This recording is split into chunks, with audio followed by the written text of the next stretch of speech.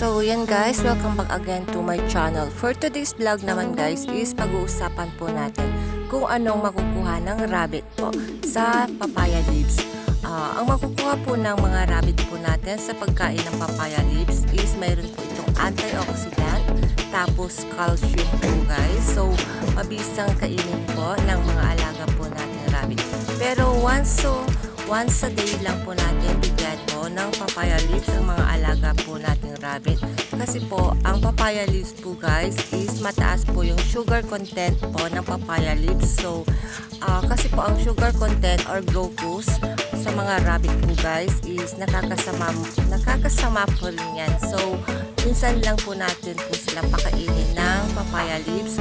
So, alternative lang po yung binibigay po natin sa kanila. So, everyday, binibigyan ko po sila ng isang dahon lang po ng papaya leaves para kainin po ng mga rabbit po.